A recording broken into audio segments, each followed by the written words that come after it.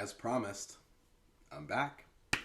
It's Friday. Joe Biden had a press conference yesterday. It was the first time that he took questions from the press in the 65 days since his inauguration.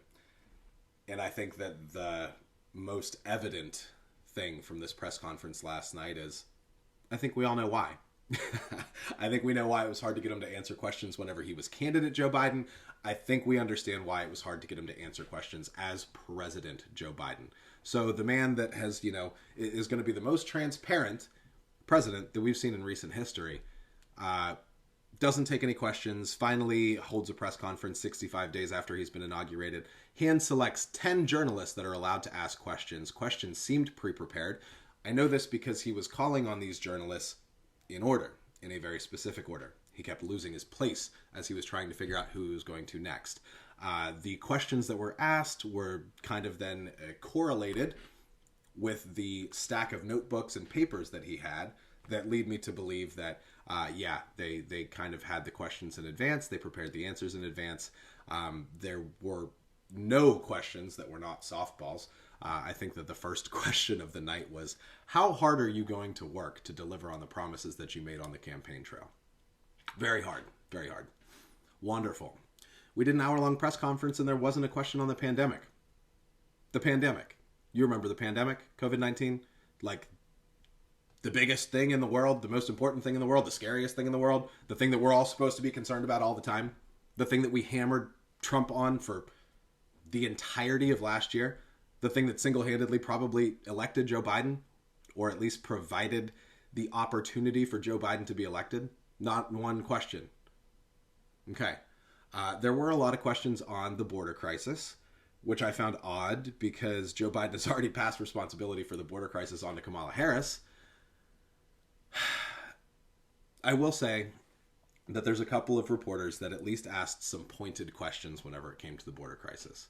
They actually asked some follow-up questions. They tried to press him a little bit, but that does not take away from the fact that all of these questions were softballs. And the hour-long interview or press conference was essentially a montage of gaffes, Joe Biden losing his train of thought completely, and then him answering questions incorrectly or answering a question that was not asked of him. So I'm going to dive into the gaffes. We're going to kind of start there because, hey, that's what we're here for. This channel is now going to be, let's make fun of Joe Biden. Let's talk about all the shady stuff that the left is trying to do. And let's try to save America from the authoritarian regime that is well on its way. But I'm going to start off with the levity because this press conference yesterday, if you've not watched it, I implore you, after this video, carve out some time when you have the opportunity today, this weekend, watch the entire hour-long press conference because it's more than anything, it's sad. Joe Biden is continuing to deteriorate right in front of our eyes. He can't answer questions without his pre-prepared notes. He just trails off and stops, not even mid-sentence, but midstream of consciousness. He will just take off in a direction that is completely divorced from the question, realize that he's done so, and then just kind of hold his head down and shuffle through some notes and some paper and then find somebody else to call on. That happened twice that I was counting. I think that the first big gaffe, Joe Biden, they were speaking on the filibuster, which came up a number of times as well because, the uniter-in-chief, he wants to get rid of the filibuster so that they can cram shit down our throats with a 51 majority in the Senate. That would be the number one priority of somebody who came in to be bipartisan, be the uniter-in-chief. Makes total sense to me. But Joe Biden informed us all that he joined the Senate 120 years ago. And when he said it, you hear some muffled behind the mask laughter from the press corps. It wasn't a joke. You could see it in his eyes. You could see it in his face. He didn't even realize that people were kind of laughing, didn't correct himself. So Joe Biden's been in the Senate for 120 years. Looking at him, listening to him, I can believe it. So I think that was the funniest, at least right off the bat. But, there were a lot of questions on the border crisis, like I mentioned. The administration's stance, we know this to be true at this point in time. We've seen it from Jen Psaki. Joe Biden is parroting this at this point. The border crisis is Trump's fault. So we had 4 years of Donald Trump, And during those 4 years, we saw the border crisis issue continue to fall. The migration, the illegal immigration, the unaccompanied minors, the families, whatever they are, the traffic at the border continued to decline over the years of Trump. Joe Biden is sworn into office. Now all of a sudden, there is a huge influx of illegal immigrants coming to the southern border, many wearing Biden for President t-shirts and Biden-Harris flags, saying that they're coming because Joe said he'd let me in. Joe has done nothing but dismantle the policies that Trump had in place that were curbing illegal immigration. And then he turns around and says that the issue on the southern border right now is Donald Trump's fault. He's got balls. Brains might not be all there at this point, but he's got some balls, because he has absolutely no qualms about looking the American people dead in the eyes and lying to them. And I don't even know if he knows that they're lies at this point in time. Maybe he's just so senile and forgetful that the things that his team tell him to say, he just takes on faith that they're true.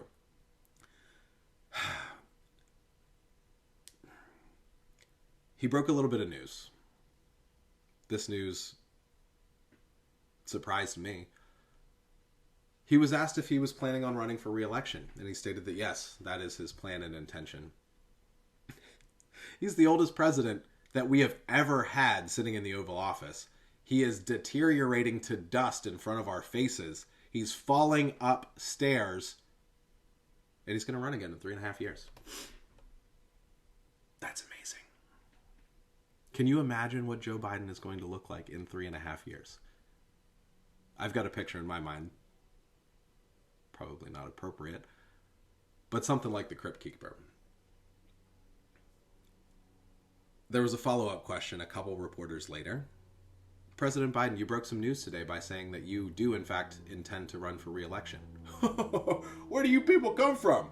Where do you people come from with these re-election questions? I didn't say that I was going to run. I said that, I'm not a fortune teller. I said that, maybe.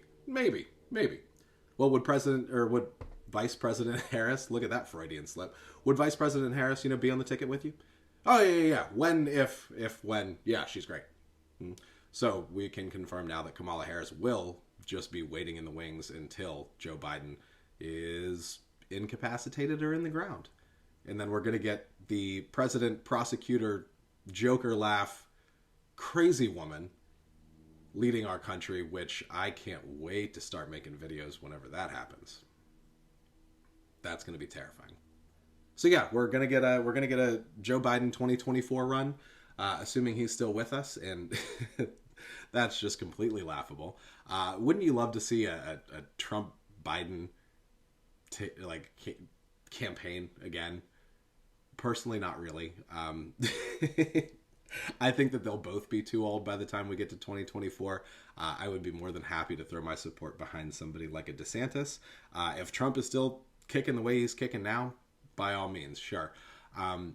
But I think that there may be some better avenues that conservatives, that patriots, that constitutionalists can take by the time we start looking forward to 2024. And I'm sure we'll get into a lot of that later on as well, as we kind of get closer and get into the swing of things and really see who comes to the fore. Joe Biden, I've already called him the uniter in chief. I think that he coined that one for himself. Mr. Bipartisan, Mr. Reaching Across the Aisle, Mr. Let's Bring America Back Together. He mentioned during the press conference that Republican proposed election security legislation is worse than Jim Crow. Voting on election day, Jim Crow. Not handing out bottles of water to people that are in line to vote, Jim Crow. He said something about Jim Eagle. I didn't even have time to research that before I got on camera. If somebody could do a little homework on who Jim Eagle is, I would love to know, because that was one that just left me a little bit speechless. But, polling places closing down at 5. That's Jim Crow. Limiting the tolerability, we'll say, for mail-in and absentee voting, Jim Crow. So from the man who was literally alive during Jim Crow. Segregated schools, water fountains, kicking people off of buses, rise of the KKK, having any sort of framework around how we select our elected leaders, worse than Jim Crow. Mr. Uniter-in-Chief. He said that he doesn't have the support of Republican legislators, but he does have the support of the American Republican voter. I don't know where he's getting that polling data, because I don't see any support for Joe Biden among Republicans or conservatives. He also said, in reference to running again, that he doesn't know if there's going to be a Republican Party 3.5 years from now. Is that a veiled threat? From Mr. Bipartisan? From Mr. Let's All Come Together? What's going to happen to the 74 plus million people that voted for Donald Trump in 2020? They're all just going to disappear? Under what pretext, Mr. Biden? That doesn't sound very bipartisan, very across the aisle, very uniting. That somehow you guys are going to wipe the Republican Party off of the face of the earth by 2024. Now I understand. I'm a defector. Technically, I'm not. Technically, I never voted for anybody until Donald Trump. I wasn't even registered to vote until Donald Trump came down the escalator. Wasn't a Bush fan. Didn't vote for McCain. Didn't vote for Romney. Because Republicans suck. Let's be completely honest. There's going to be a divergence. There will be, people of character, people that want to, abide by the Constitution that come to the fore. I live in Florida. Ron DeSantis, I would hate to lose him as governor. I'd love to see him as president. People like DeSantis. People like, I'm back and forth on Ted Cruz, but people like Ted Cruz. People like Josh Hawley. These people are going to be around. These Republicans that are buying into gun control proposals and things like that, nah, they're going to go by the wayside. I personally say that any Republican that signs on to any gun control legislation, anything that expands gun control, anything that limits or infringes on our rights to protect ourselves, needs to be primaried. And I'll say that very, very directly. Because we all know that gun control is the push now. So, on to gun control. Obviously, we had the shooting in Atlanta. I'll probably talk about that a little bit later. We had the shooting in Colorado. I'm sure I'll get into that later as well, because gun control is probably a topic all to itself. I'm going to have to get into that in an entirely different video. He was asked a question by a reporter, I believe from Bloomberg. And the reporter from Bloomberg said, hey, you've not had this question yet, so let's go ahead and, see if we can get some intel on where your head's at here. Gun control. You've previously addressed the idea of manufacturer liability, which would effectively close down every gun manufacturer in America. That's a good way to, subvert the Second Amendment without actually subverting the Second Amendment. So manufacturer liability, going after ghost guns, giving money to cities and states for gun control. Joe Biden said, yeah, all the above. But it's about timing. It's about timing. I would anticipate that means we'll probably see another mass shooting event or 2 or 3 over the course of, the coming months. Because that's the agenda. That's what we're pushing. That's what we're looking for. We're back to normal, baby. It's America again. We got Islamic terrorism all over again. We got mass shootings going on all over the place. We're back, baby. It's the Obama administration all over again. But that's all he said in reference to gun control, if he was referencing gun control in that statement. And I'm not so sure that he was, because he proceeded to spend 7 minutes talking about infrastructure and jobs bills. Nobody corrected him.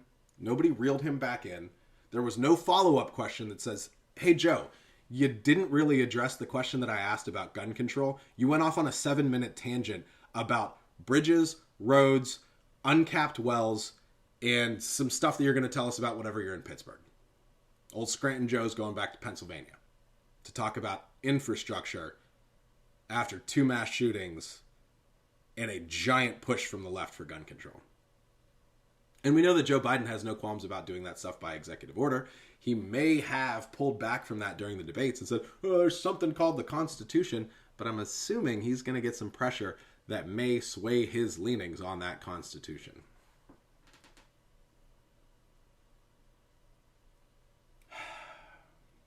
Foreign policy was a topic that was introduced on a couple of occasions during the press conference as well.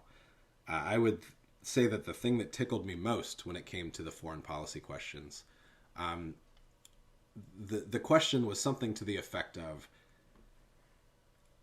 Obama told the incoming Trump administration that North Korea was going to be the number one foreign policy issue for that administration.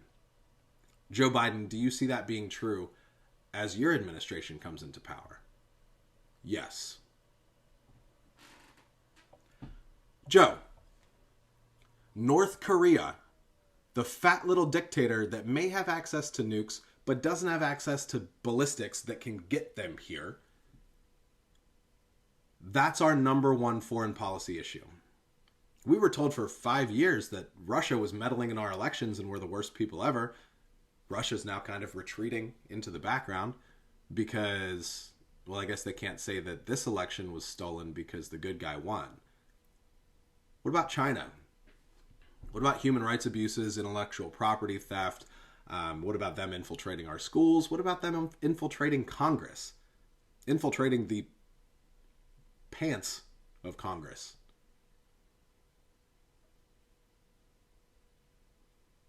North Korea. That's our number one foreign policy concern in the Biden administration. Rise of China? Who cares? Us being supplanted as the number one world power? Who cares? North Korea. That's important. Oh boy. And China. Since we're on the topic, apparently the president who was weakest on China in the Common Era was President Donald Trump. These are the words of Joe Biden. Joe Biden thinks that he is or will be tougher on China than President Trump. Objectively, the toughest president on China that I have seen in my lifetime.